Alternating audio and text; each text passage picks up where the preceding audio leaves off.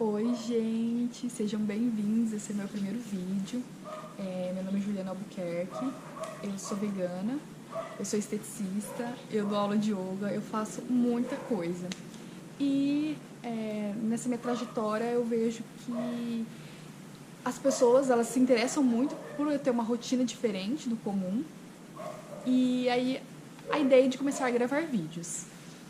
O vídeo de hoje eu vou falar especificamente mais sobre alimentação crudívora. Eu sou de Maringá e a gente teve aqui em Maringá uma experiência de 3 dias com Eduardo Coraça, que é um nutricionista crudívoro há cerca de 11, 12 anos. E assim, foi uma experiência muito legal e eu vou compartilhar para vocês como foram esses 3 dias de palestra, mais a minha consulta que a gente se conheceu um pouco melhor, ele soube mais sobre mim e quais foram as dicas que ele me deu. Então ele veio para a UEM, que é a Universidade aqui estadual de Maringá, e assim, lotou o auditório, foi bem legal, em que ele trouxe a palestra de abertura, que ele entra no frugivorismo. Aqui eu fiz as anotações, então vai ter vários momentos que eu vou olhar aqui pra gente não se perder. No primeiro dia, então, foi assim, ele falou muito sobre a nossa fisiologia, de como o nosso corpo, ele nasceu para ser frugívoro, para comer frutas. Ele falou muito sobre a nossa visão, que a gente enxerga várias cores. A gente enxerga várias cores para, quando a gente olha na copa de uma árvore, ver se a fruta ela está madura ou não, para eu poder subir para colher. A nossa mão ela foi feita, né, o nosso polegar opositor, para colher frutas. A nossa arcada dentária ela foi feita para comer frutas. A nossa saliva, o nosso corpo, toda a nossa fisiologia ela foi feita para isso. Com o passar dos anos foram acontecendo várias alterações ambientais e climáticas que nos fizeram introduzir a alimentação cozida, a comer a carne, os derivados, mas que essa não é a nossa natureza. E eu fiz uma reflexão muito assim legal nessa palestra, que foi a seguinte: assim como uma galinha poedeira que nasceu na indústria, né, nasceu para botar o ovo, viveu engaiolada, não sabe qual é a natureza dela, né? Ela não sabe que ela nasceu para ciscar, ela não sabe que ela tem pintinho, ela não sabe o que é uma grama verde, ela não sabe o que é a natureza dela, ela não sabe qual é a sensação de viver aquilo que ela nasceu para fazer. Da mesma forma nós não nascemos na natureza, a gente não nasceu em contato direto com as árvores, a gente não nasceu colhendo frutas e vegetais, próximo das pessoas. A gente não teve uma relação tão próxima com várias pessoas, sempre na nossa família, na nossa casa, num ambiente fechado. Então a gente não sabe qual que é o sentimento da nossa real natureza, do que a gente nasceu para ser. E aí eu fiz essa reflexão, até me deu assim, uma certa crise existencial, porque eu falei, gente, eu não sei qual que é o sentimento real da existência, da nossa existência humana. Então a primeira palestra para mim foi bem impactante, eu achei sensacional. Ele falou muito da indústria da carne, do quanto isso traz malefícios para nós, para o meio ambiente geral, e deixou bem claro que se você não consegue ser crudívoro, pelo menos tente ser vegano, tente comer menos carne, tente consumir menos derivados dos animais, porque todo o processo pelo qual eles passam, ele não entrou em parte energética, da qual eu gosto muito, porque ele é muito científico, então ele trouxe bastante artigo científico. Isso é muito bom até para ele estar nesse meio, que é a universidade, estar ali para dar palestra. E em relação aos agrotóxicos, porque os vegetais, eles passam por um processo, né, para ser colhido, e nesse crescimento, para dar conta de tantos animais se alimentando, né, seja o bovino, seja o porco, eles precisam ingerir muitos vegetais, daí entre a soja, entre o milho, entre várias coisas, né, não vou falar porque também não é minha área, mas eles comem muitos vegetais que também recebem muito agrotóxico, e esses agrotóxicos, eles têm uma afinidade muito grande pelo meio lipídico, ou seja, pela gordura. Então vai acumulando muitos quilos de agrotóxico, né, de alimento que tem agrotóxico nesse animal, antes dele vir como carne para nós e passar por um outro processo para estar ali e não estragar muito fácil. Então, quando você come uma carne, você come muito mais agrotóxico do que uma fruta, né? porque a fruta ela vai ter ali, se ela não for orgânica, uma quantidade. Mas comparado àquele animal que passou a vida inteira dele comendo muito mais do que uma simples fruta, é menos tóxico para o nosso corpo. Então essa palestra foi o primeiro dia, foi bem legal, foi bem impactante, ele foi bem agressivo nas falas dele, e eu acredito que alguns carnívoros podem ter se sentido mal nessa palestra, mas foi assim que foi, né? No segundo dia, foi o dia da oficina. Na oficina a gente fez doces, a gente fez brigadeiro cru, a gente fez bala de caramelo com coco seco, fez um camafeu, fez quindim, fez trufa, a gente fez muitos doces. Eu não tenho como falar todos que a gente fez, não tem como ficar descrevendo, porque senão é o objetivo do vídeo, mas ele deu muita dica de como o seu processador durar mais. Então, sempre que você vai fazer algo no processador, no liquidificador, sempre picar bem para ajudar esse processador a ter uma vida útil maior. Até porque eu já estraguei vários liquidificadores e isso foi, poxa, por que não me falaram isso antes, né? Porque eu vou tacando tudo. Formas de polvilhar a trufa para ela ficar mais gostosa. E assim, todos esses doces ficaram sensacionais, muito gostosos. Ele fez uma palestra também enquanto todas as nossas trufas foram para a geladeira. Ele fez uma palestra breve ali também, falando sobre o crudivorismo. Então, para quem não sabe, o crudivorismo ele tem várias linhas. A que ele segue é o frugivorismo, ou seja, ele se baseia mais numa alimentação de frutas. E a alimentação viva nem sempre é só frutas. Tem gente que come grãos, germina grãos e come tubérculos. E ele falou muito disso, que a nossa natureza não é comer tubérculos, não é comer grãos. Nós não somos granívoros, a gente não tem um papo que faz com que a semente ela germine antes que a gente leve ela para o nosso estômago. Então ela precisa ser germinada antes. Então a gente não nasceu para isso. Para que a gente vai ficar colocando algo que não é da nossa natureza? Assim como os tubérculos. Por que a gente vai ficar comendo mandioca, batata, sendo que não é a nossa natureza? A gente não consegue sentir o gosto do amido. O amido não tem sabor para nós. Para um porco tem. Para o porco é a coisa mais gostosa do mundo. Pegar uma mandioca crua, uma batata crua e comer. Ele vai com o nariz, ele vai fungando a terra, ele vai cavando até ele achar o tubérculo. E aquilo é gostoso para ele.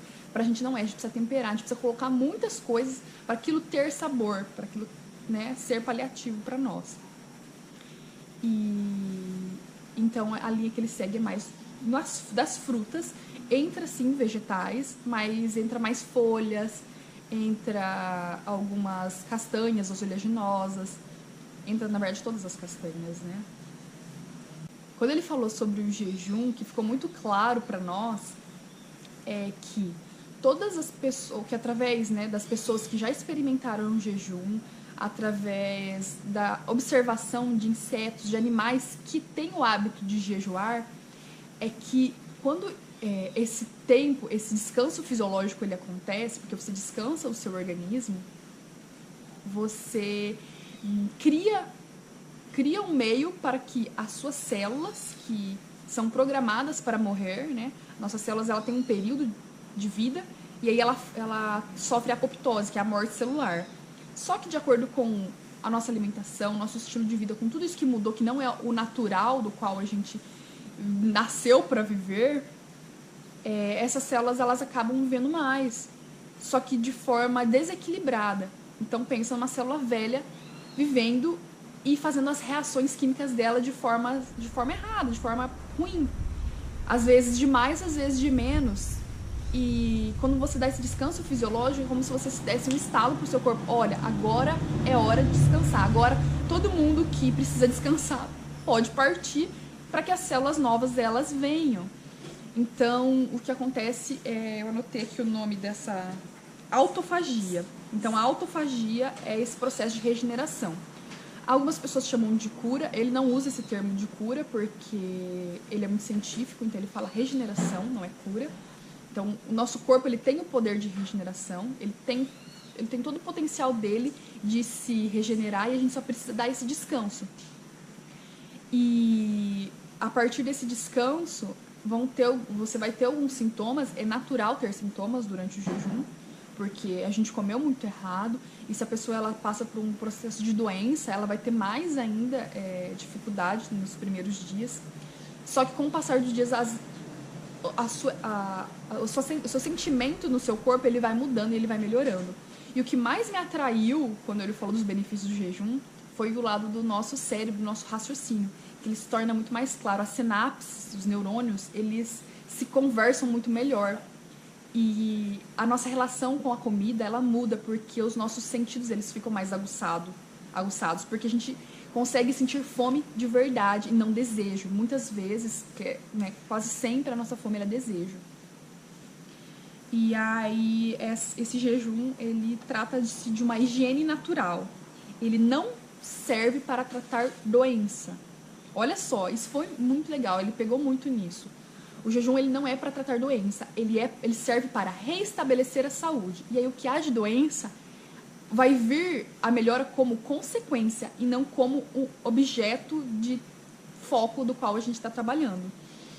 Então, ele critica muito, né, o que a gente tem hoje como tratamento de doença, porque trata sintoma e não a causa. E o objetivo do jejum é esse, é restabelecer a nossa saúde para que a gente seja forte, para não cair no adoecimento. Um exemplo que ele deu, que é muito comum, é você observar um animal. Um animal, quando ele se machuca, o que é a primeira coisa que ele faz? Ele se afasta, ele se recolhe e ele não quer comer. A nossa natureza é essa. No momento em que a gente passa por uma fragilidade, por algo que, no caso do animal, ele se machucou, o corpo, ele sabe que ele precisa de descanso, e o descanso, ele não é só físico, ele é fisiológico. Então, quanto mais comida você coloca dentro do seu corpo, mais o seu corpo, ele tem que processar essa comida, ao invés de trabalhar a regeneração. Agora eu vou falar dos tópicos que eu anotei aqui durante a palestra. Aqui, durante a palestra, ele falou, que eu anotei, que até 50 dias de jejum é tranquilo, porém, sempre com uma orientação, com alguém próximo para estar te orientando. Nunca fazer isso sozinho. Eu acredito que ele falou isso porque ele é nutricionista, ele não pode perder o CRM dele. Mas eu acho que é possível. Mas eu também não posso falar para vocês, façam aí em casa. O que eu posso falar é a mesma coisa que ele falou, estudem. Estudem sobre jejum, leiam livros sobre jejum, que cada vez mais vocês vão sentir o que eu estou sentindo, que é sensacional. Então, 50 dias de jejum é tranquilo para o organismo. Depois disso, ele pode começar a catabolizar partes essenciais do seu corpo. Então, por isso esse acompanhamento. Porque você, muitas vezes, não vai saber o momento de parar o jejum. E um especialista, ele vai saber quais são os sinais que o seu corpo vai dar de, olha, acabou. Até aqui a gente eliminou o que tinha que ser eliminado. A partir de agora, se a gente continuar, a gente vai começar a perder coisas importantes do corpo. E esse perder coisas importantes do corpo pode levar a pessoa ao óbito, pode morrer. Então, por isso é importante ter estudo e ter alguém que saiba ainda mais para estar te orientando. Se for possível, um médico, claro, né? O mais importante seria o médico. Porém, no Brasil quase não se encontra, e a gente tem que ir para fora para encontrar essas pessoas que são realmente habilitadas e são médicas para trabalhar com o jejum. Aí ele colocou uma frase que eu anotei, que eu achei ela linda, do Edward D. Rey, não sei falar esse nome. Apenas a natureza pode praticar a medicina. Ou seja, a nossa natureza, ela sabe de tudo. Aí eu fiz uma pergunta. Eu escrevi a pergunta, mas ele respondeu, eu não precisei fazer, mas vou falar. O jejum, com a mesma rotina, dá? Tem como, por exemplo, eu continuar trabalhando, continuar fazendo tudo que eu faço e fazer jejum? E aí, durante a palestra, ele falou, gente, o jejum é total. É jejum físico, você vai deitar, você vai descansar. Porque se você ficar tentando ficar em pé, tentando fazer as coisas, você vai ter fraqueza. Não vai ser bom, não vai ser jejum. Então, descanso físico, fisiológico, né? A comida, você vai ficar só à base da água. Tem que ser emocional, então você não vai ficar próximo de coisas que vão mexer com as suas emoções. E ele tem que ser sensorial. E aí o sensorial, ele entra televisão, ele entra notícia, até o mesmo celular. Se você fica vendo coisas que vão mexer no seu sensorial, você tem que dar esse descanso também. Então ele é total, não tem como você fazer um jejum tendo uma rotina comum. Você precisa fazer como um animal, você precisa se recolher.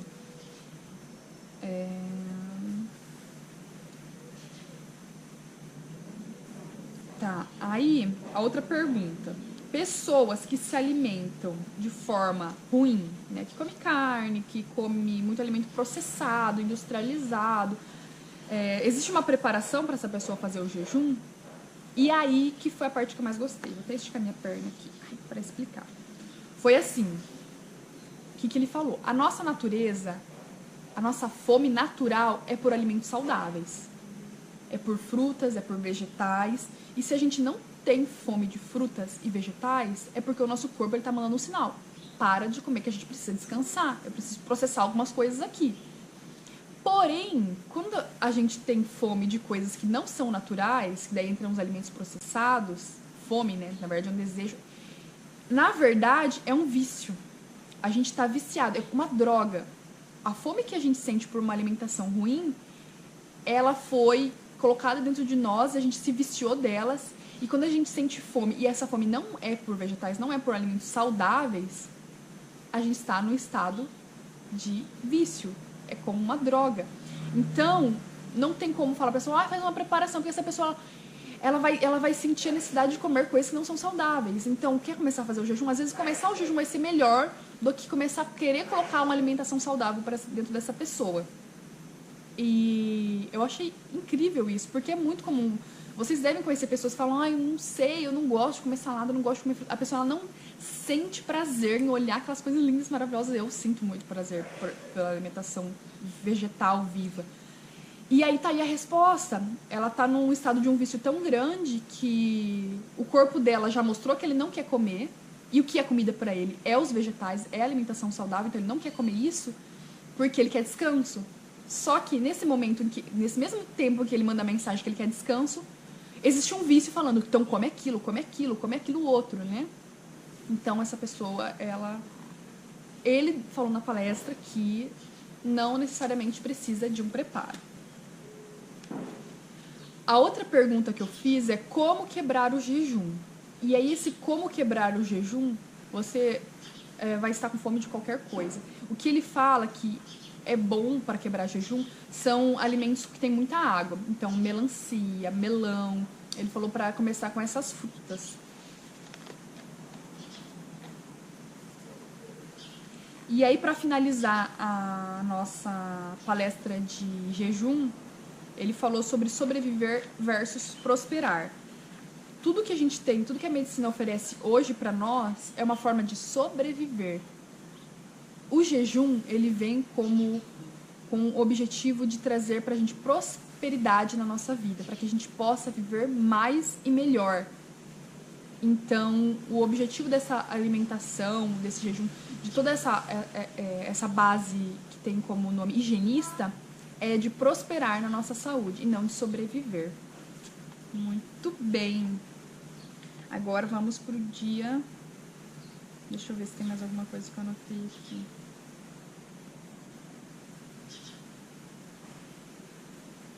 Gente, eu preciso finalizar com mais duas coisas. Antes de falar sobre a minha consulta. Ele falou sobre epigenética. Epigenética, ela diz que a terceira geração com maus hábitos, já existe comprovações científicas de que a terceira geração que tem maus hábitos já nasce com dificuldade para ter filhos, já nasce, como é que chama? Já nasce infértil, já nasce, esqueci a palavra, mas já nasce com dificuldade de... Então vai acontecer uma seleção natural, né? Continua se alimentando mal que essa seleção ela vem. A natureza ela é muito inteligente. E aí a segunda coisa, ele colocou um slide mostrando quais são os sinais do corpo de que você precisa parar o jejum. Olha que incrível isso. A língua ela se torna clara, o hálito se torna doce. Imagina, você tá lá, sei lá quantos dias sem comer, e o seu hálito ele começa a ficar doce. A sua fome, ela não é sentida no abdômen, porque os antigos eles não sabiam que a gente tinha estômago, intestino, então para eles não relacionavam fome com a barriga. A fome você sente ela na garganta, é diferente. Olha que incrível, isso é muito legal. A saliva ela reduz, acaba o gosto ruim na boca, o olhar ele se torna claro e aguçado. As suas excretas, elas não têm odor, ou seja, as fezes, elas não têm odor. E você sente muita energia. Então, imagina, sentir muita energia com muitos dias de jejum. É o sinal de que o seu corpo se regenerou. É tipo o lagarto que se torna borboleta. É lindo, né?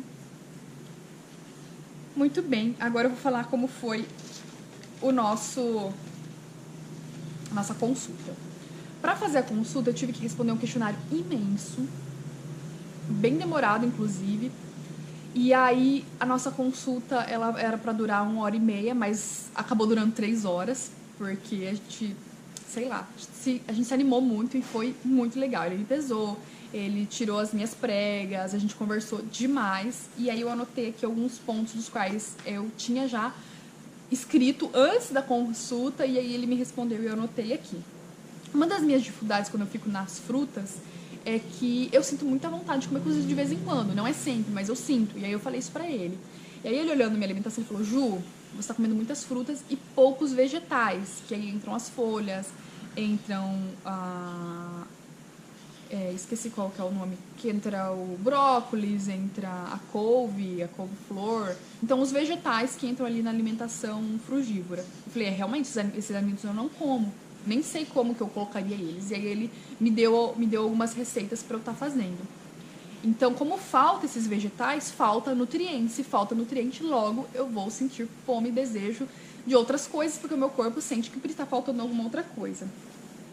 Uma outra pergunta minha foi sobre os disruptores endócrinos, né? Que entra aí os agrotóxicos e as quimicalhadas que estão aí nos alimentos, que ele já havia falado na palestra e eu retomei. E aí o que ele me falou? O ideal é consumir orgânicos. Porém, se você não consegue consumir orgânicos, você precisa entender que você está se alimentando de um alimento cru. Ele não foi cozido, ele não perdeu as propriedades dele, não perdeu os fitonutrientes. Então, por mais que tenha ali uma quantidade de agrotóxico, comparado à alimentação comum que as pessoas têm, e sabendo que esse alimento ele tem muito fitonutriente, e os fitonutrientes ele tem a função de proteger as nossas células, não existe não é algo para você se preocupar. É algo que a gente tem que realmente evitar, mas não é tão preocupante quanto a usual alimentação que existe hoje. O que mais que eu perguntei? Vamos ver.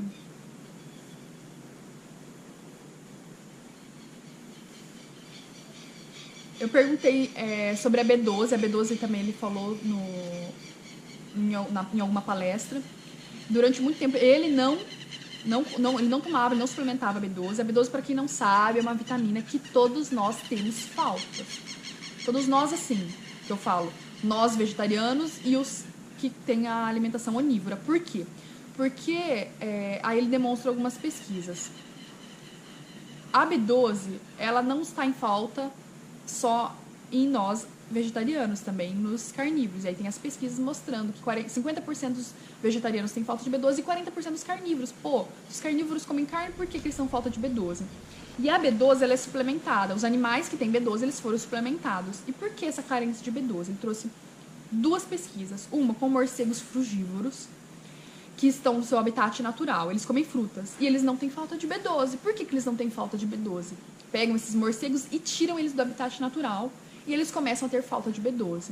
Então, assim, a reflexão que fica nós não estamos no nosso habitat natural, logo a deficiência de B12 ela se torna muito grande, porque nós não estamos no habitat natural.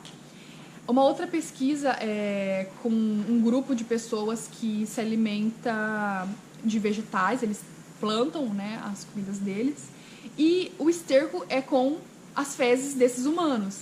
Nós produzimos B12 numa parte do nosso intestino, ela não sai da forma como a gente precisa, e aí acredita-se que lá na reação com as bactérias e da planta, e o fato deles não lavarem muito as plantas, passarem só uma água, essa B12 ela fica de uma forma que ela é boa para nós, e eles vivem, querendo ou não, de uma forma mais próxima porque é a nossa natureza.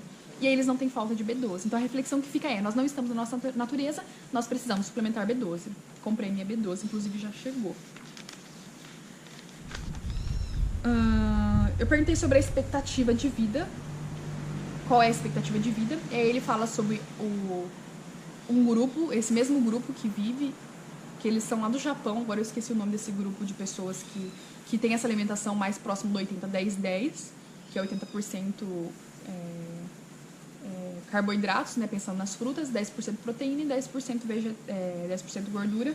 E a expectativa de vida deles é 120 anos. São pessoas que aos 100 anos de idade, eles relatam fazer sexo, entendeu? Eles ainda têm relação sexual com 100 anos de idade. Pensa nisso. Você fala, que vida é essa que eu tô vivendo, né? Aí eu perguntei, por que a alimentação crua ela não vicia? Eu queria, né, tipo, só pensar em comer cru. Aí ele fala, a alimentação crua ela é natural. Se ela não fosse natural, ela seria como uma droga para nós. O que vicia são as drogas. Então, por isso que a alimentação crua ela não vicia, porque é droga. Então, a alimentação que vicia, elas são como drogas para o nosso corpo. Então, é por isso que a gente não se vicia no cru. Aí eu falei da minha dificuldade de comer só cru e pedi para ele fazer um cardápio com coisas cozidas junto. E aí ele colocou as opções a vapor. Ele falou, então já que você vai comer cozido, vamos preferir colocar a vapor. Eu falei, tá, mas de vez em quando eu vou querer comer um fast food vegano, mas eu vou querer. Aí ele falou, não tem problema, come bastante salada antes, né? Procura ainda manter a alimentação viva próxima disso quando você for fazer. Porque é difícil, a gente tem nossa questão emocional que afeta. Falei sobre o meu ambiente externo. Se ainda assim é bom pra mim ter uma alimentação crua, mesmo tendo uma vida normal, trabalhando numa clínica de estética, não estando em contato com a natureza. Ele falou, eu não posso deixar de falar pra você que você precisa procurar viver em algum momento da sua vida mais próximo da natureza. Pode ser que agora você não consiga, mas você pode se preocupar em planejar isso pra algum dia. Eu falei, verdade, né? Então tá bom. Então tirou a minha dúvida. E aí, pra finalizar, a última pergunta que eu fiz foi em relação a pessoas que são maravilhosas, que eu considero muito iluminadas, e acredito que muitas pessoas, porque são pessoas iluminadas, e que não têm uma alimentação natural. Por exemplo, a Monja Coen. Eu amo a Monja Coen, eu adoro as palestras delas, eu tenho uma admiração imensa. E eu sei que ela come carne, eu não tô nem aí, é a vida dela, né? E isso não me faz admirar menos ela, assim como todas as outras pessoas que são onívoras. Eu tenho uma boa relação com todos, porque pra mim é fácil ser vegana, mas para outras pessoas não são. E aí ele falou, a alimentação não é só a alimentação que determina a pessoa ser boa, ser iluminada. A alimentação ela é um passo. Porém, existe toda a questão de como ela foi formada, as influências que ela teve, fez ela ser uma pessoa maravilhosa, independente da alimentação que ela tem. Então foi isso. E a gente tirou muitas outras dúvidas, eu não vou me prolongar muito. Mas o mais importante eu passei pra vocês. Espero que vocês gostem do vídeo. Desculpe a demora. Eu vou gravar mais vídeos. Tem mais palestras que eu assisti sobre outros assuntos e que vocês gostam, porque vocês sempre falam, Ju, fala mais. E é isso, gente. Seja bem-vindo. Obrigada, gratidão. Vou fazer a prece que eu sempre faço, tanto nas minhas palestras quanto nas minhas aulas de yoga, de meditação em geral. E é isso. Gratidão. Honro a luz, o amor, a beleza e a verdade que é dentro de você. Minha alma honra a sua alma. O Deus que habita em mim saúda e reverencia o Deus que habita em você. Namastê.